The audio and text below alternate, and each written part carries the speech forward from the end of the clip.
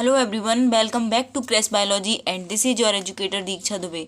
तो आज हम स्टार्ट करेंगे माइटोकॉन्ड्रिया, क्योंकि हम कंटिन्यू कर रहे हैं cell biology BSc 6 semester botany paper 1 unit 1।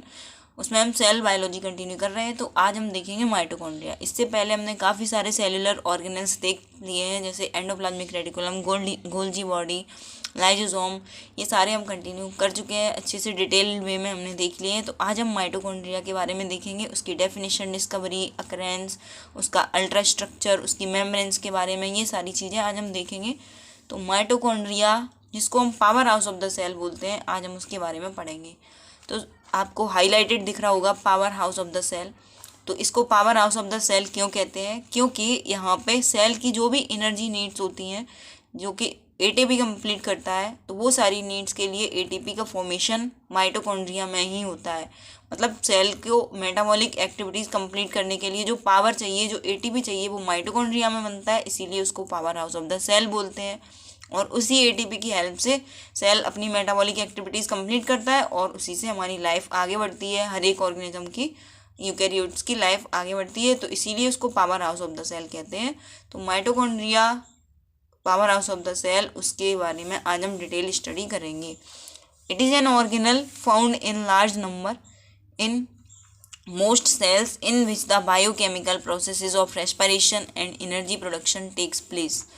तो ये एक ऐसा ऑर्गेनल है जो लार्ज नंबर्स में मिलता है इन मोस्ट सेल, बहुत सारी सेल्स में एक बड़े नंबर में मिलता है, लेकिन वेरी करता है सेल टू सेल। अगर सेल मेटाबॉलिकली ज़्यादा एक्टिव है तो उसमें ज़्यादा माइटोकॉन्ड्रिया मिलेंगे, लेकिन इसका नंबर एक से ज़्यादा तो होगा ही, 1 2 3 4 इस तरह से इसके काफ़ी सारे लार्ज नंबर में ये मिलता है, जिसमें कि बायोकेमिकल प्रोसेसेस होती हैं रेस्पिरेशन की, जैसे क्रेब साइकिल, ईटीएस, ये सारे इलेक्ट्रॉन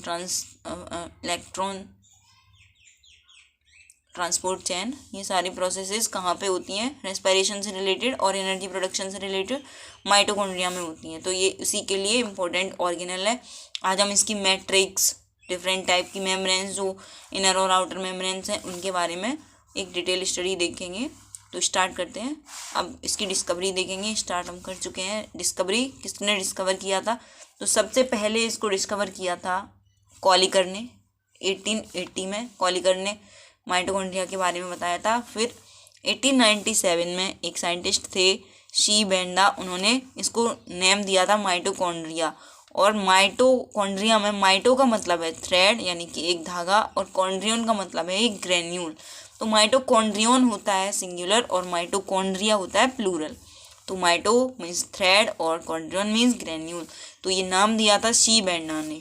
तो डिस्कवरी हो गई। अब हम अक्रेंस देख लेते हैं। एब्सेंट होता है प्रोकैरियोट्स में और सारे यूकैरियोट्स में प्रेजेंट होता है, सिर्फ एक एक्सेप्शन है, मैच्योर आरबीसी। अब हम एक बार इसका ये स्ट्रक्चर देख लेते हैं। तो स्ट्रक्चर में आपको देखने को मिलेगी एक आउटर मेम्ब्रेन, ये पूरा इसका माइटोकॉन्ड्रिया का स्ट्रक्चर है। एक आउटर मेम्ब्रेन है, सबसे बाहर वाली मेम्ब्रेन। उसके बाद ये जो मेम्ब्रेन है, ये इनर मेम्ब्रेन है, और ये फोल्ड हो के एक स्ट्रक्चर्स को नाम देती है। इनको हम बोलते हैं क्रिस्टी। ये जो स्ट्रक्चर बन चुके हैं फोल्ड होके, इनको बोलेंगे हम क्रिस्टी या फिर क्रिस्टा। क्रिस्टा प्लूरल है और क्रिस्टी सिंगुलर है।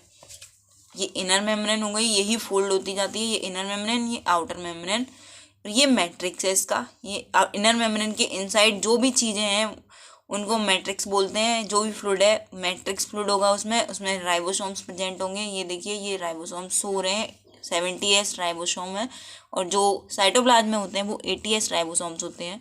ये इंटर मेम्ब्रेन स्पेस है, इसको पेरी माइटोकॉन्ड्रियल स्पेस भी बोलते हैं, IMS। ये वाला जो स्पेस है, इन दोनों मेम्ब्रेन्स के बीच का स्पेस, उसको IMS बोलते हैं, इंटर मेम्ब्रेन स्पेस। ये F1 पार्टिकल्स प्रेजेंट होते हैं यहाँ पे, जहाँ पे एटीपी की एक्चुअली में सिंथेसिस होती है। जो एक पोजीशन है, स्पेसिफिकली हम बताएं कि कहाँ पे एटीपी की सिंथेसिस होती है, तो F1 पार्टिकल या ऑक्सीसोम पे एटीपी की सिंथेसिस होती है। तो ये हमने इसका स्ट्रक्चर देख लिया। अब इनको डिटेल में देखेंगे इस स्ट्रक्चर को। तो आपने देख लिया outer membrane, inner membrane, matrix और F1 पार्टिकल, क्रिस्टी, ये सारी चीज़ें। अब शेप देख लेते हैं, शेप के बारे में क्या लिखा है इसमें। The shape is variable and may be granular, fibrillary, spherical, Oval, sausage और डिस्कॉइडल। तो शेप वेरी करता है, किसी भी सेल में किसी भी तरह का हो सकता है। ग्रेन्युलर, फाइब्रिलर, स्फेरिकल का एग्जांपल है यीस्ट, ओवल, सॉसेज, डिस्कॉइडल, कोई भी शेप इसका हो सकता है माइटोकॉन्ड्रिया का। नेक्स्ट साइज के बारे में देखेंगे तो it is also variable but depends upon the metabolic state of a cell. तो साइज भी इसका वेरिएबल है, नंबर, साइज, शेप सब वेरिएबल है माइटोकॉन्ड्रिया से रिलेटेड, लेकिन ये डिपेंड करता है इसका साइज मेटाबॉलिक स्टेट पे, सेल के मेटाबॉलिक स्टेट पे। अगर सेल मेटाबॉलिकली ज़्यादा एक्टिव है तो उसका साइज बड़ा होगा, और अगर मेटाबॉलिकली इनएक्टिव है, थोड़ा मेटाबॉलिकली कम एक्टिव है, तो उसका साइज थोड़ा छोटा होगा। एवरेज साइज माइटोकॉन्ड्रियन का है 1 to 4 μm in length and 0.2 to 1 μm in diameter. 0.2 से 1 माइक्रोमीटर डायमीटर में होता है, और लेंथ में 1 से 4 माइक्रोमीटर होता है। These are visible under light microscope. और ये माइटोकॉन्ड्रिया जो स्ट्रक्चर है, जो ऑर्गेनल है, वो विजिबल होता है लाइट माइक्रोस्कोप के under. Next number and position देखते हैं, क्या नंबर और क्या कहाँ पे मिलता है ये। The number of mitochondria is also variable and depends upon the metabolic rate of the cell. अभी बताया था आपको, नंबर, साइज, शेप सब वेरिएबल होता है, और इसका नंबर इसका किस पे डिपेंड करता है, मेटाबॉलिक रेट पे। सेल की मेटाबॉलिक रेट क्या है। These are most in growing, dividing and metabolically active cells. ये इनका नंबर ज़्यादा होता है ऐसे सेल्स में जो ग्रोइंग होते हैं, अभी उनकी ग्रोथ चल रही है। डिवाइडिंग मतलब डिवाइड कर रहे होते हैं वो, या मेटाबॉलिकली एक्टिव होते हैं वो सेल्स, तब उनमें माइटोकॉन्ड्रिया का नंबर बहुत ज़्यादा होता है, क्योंकि उनको एनर्जी की ज़्यादा ज़रूरत होती है, तो इसीलिए उनमें ज़्यादा माइटोकॉन्ड्रिया होते हैं और ज़्यादा एटीपी की सिंथेसिस होती है। मिनिमम नंबर तो सबसे कम नंबर होता है यीस्ट में, 1 माइटोकॉन्ड्रिया होता है क्लेमाइडोमोनास में। और भी कुछ ऑर्गेनिजम्स हैं जिनमें एक माइटोकॉन्ड्रिया मिलता है, लेकिन ये कुछ एग्जांपल्स आपके लिए लिखे हैं मैंने। मैक्सिमम नंबर, ये मैक्सिमम नंबर में होता है flight muscle cells of insect जो होते हैं कीड़े, आर्थ्रोपोडा के मेंबर, उनके फ्लाइट मसल सेल्स होते हैं, उनमें मैक्सिमम नंबर में मिलते हैं हमें माइटोकॉन्ड्रिया। तो ये हो गई इसकी पोजीशन एंड नंबर। अब अल्ट्रा स्ट्रक्चर के बारे में देखेंगे कि अल्ट्रा स्ट्रक्चर यानी कि माइटोकॉन्ड्रिया के स्ट्रक्चर में क्या क्या शो होता है। A mitochondrion is formed of 2 limiting membranes and 2 chambers. Mitochondria में 2 मेम्ब्रेन्स होती हैं, अभी हमने देखा था माइटोकॉन्ड्रियल मेम्ब्रेन्स होती हैं आउटर एंड इनर, और 2 चैम्बर्स होते हैं, एक आउटर चैम्बर एंड एक इनर चैम्बर। अभी हम इन दोनों के बारे में डिटेल में देखेंगे। माइटोकॉन्ड्रियल मेम्ब्रेन्स, दोनों मेम्ब्रेन्स को देखेंगे और दोनों चैम्बर्स को देखेंगे। तो माइटोकॉन्ड्रियल मेम्ब्रेन में सबसे पहले आउटर मेम्ब्रेन देखेंगे। The outer membrane is outer boundary of the mitochondria. Outer membrane outer boundary है माइटोकॉन्ड्रिया की। सबसे पहले हमें माइटोकॉन्ड्रिया के स्ट्रक्चर में देखने को क्या मिलेगा, आउटर मेम्ब्रेन मिलेगी माइटोकॉन्ड्रिया की। The outer membrane is composed of approximately 50% lipid by weight.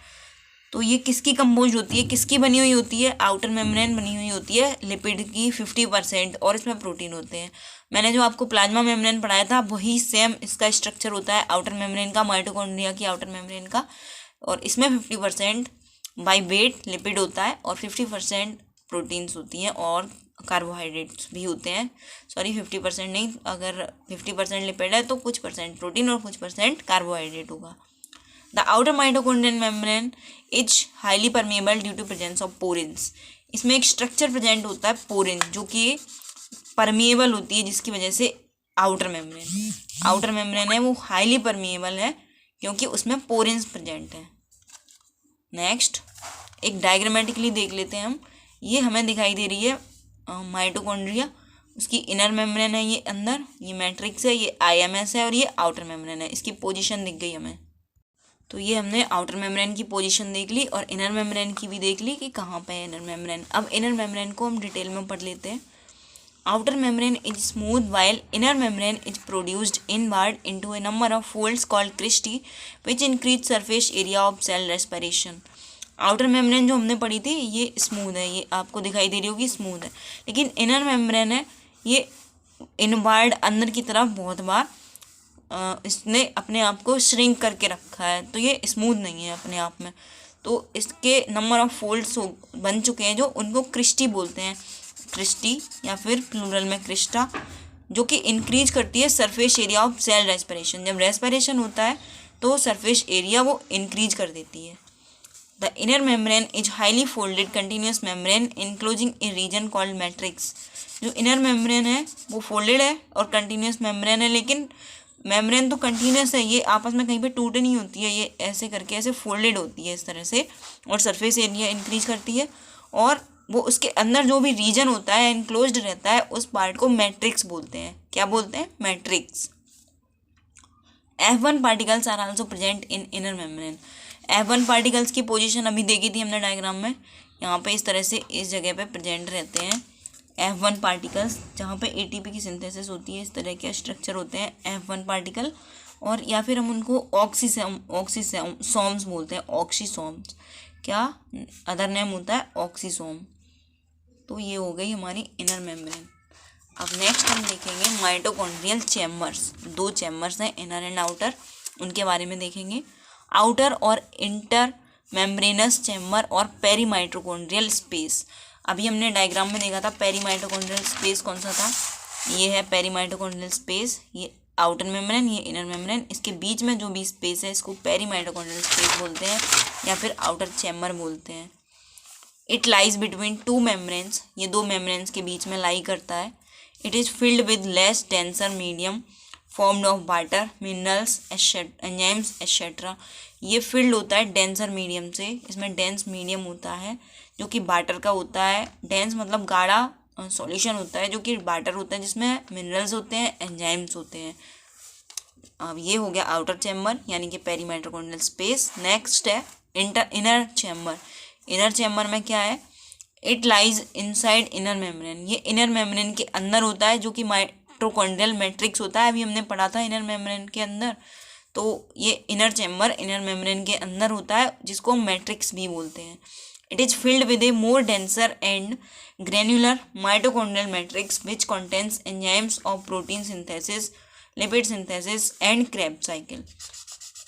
तो ये जो मैट्रिक्स होता है माइटोकॉन्ड्रियल मैट्रिक्स, उसमें और ज़्यादा डेंसर वो होता है सॉल्यूशन, जो भी ऊपर वाली आउटर चैम्बर था उससे ज़्यादा डेंस इसमें होता है। माइटोकॉन्ड्रियल मैट्रिक्स में जो फ्लूइड होता है वो इससे ज़्यादा डेंस होता है, और इसमें बहुत सारे एंजाइम्स होते हैं प्रोटीन सिंथेसिस के लिए, लिपिड सिंथेसिस के लिए और क्रेब्स साइकिल के लिए। तो अभी देखते हैं हम इसको डायग्राम में। तो ये होता है mitochondrial matrix, inner chamber of the mitochondria, जहाँ पे F1 पार्टिकल, राइबोसोम्स, DNA और बहुत सारे एंजाइम, क्रेब्स साइकिल के एंजाइम, ये सारे प्रेजेंट होते हैं। Mitochondrial ribosomes are also found in matrix called as mitoribosomes. जो माइटोकॉन्ड्रिया के राइबोसोम्स होते हैं वो भी प्रेजेंट होते हैं मैट्रिक्स में, और उन्हें हम माइटोराइबोसोम्स बोलते हैं। माइटोकॉन्ड्रिया के राइबोसोम्स भी इसमें प्रेजेंट होते हैं।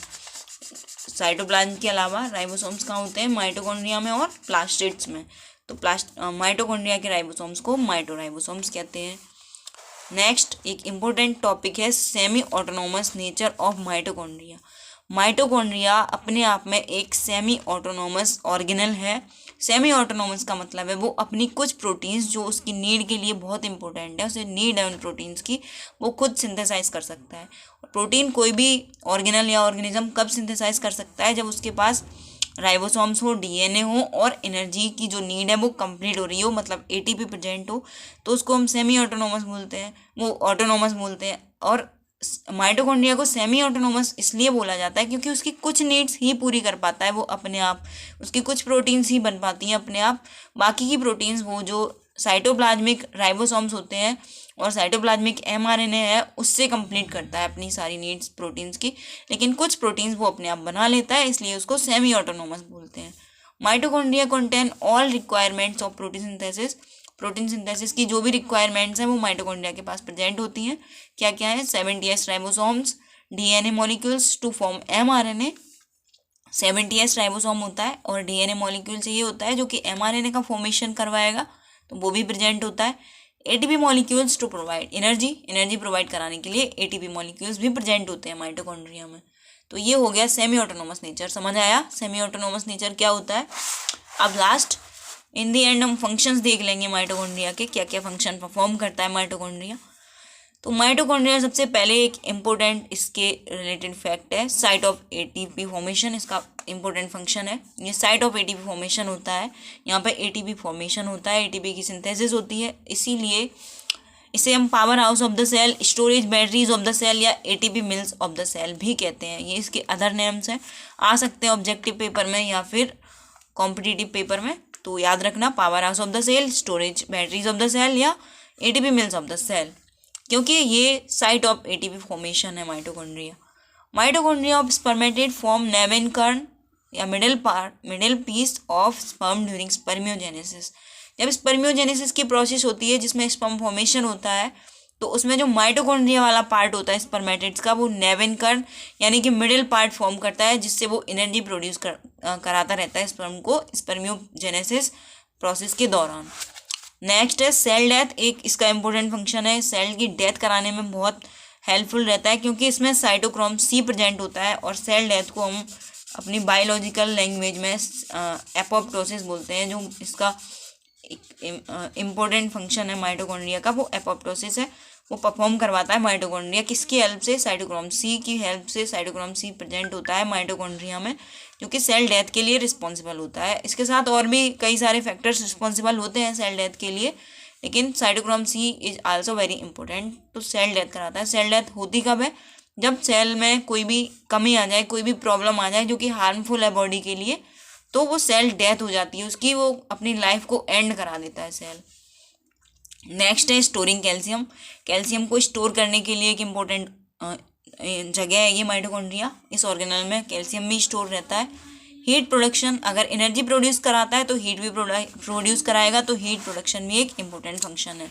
तो ये हमने देख लिए फंक्शंस। तो आज हमने semi autonomous nature, function, mitochondrial chambers, mitochondrial membranes, mitochondrial structure, definition, discovery, ये सारी चीज़ें देख ली माइटोकॉन्ड्रिया के रिलेटेड।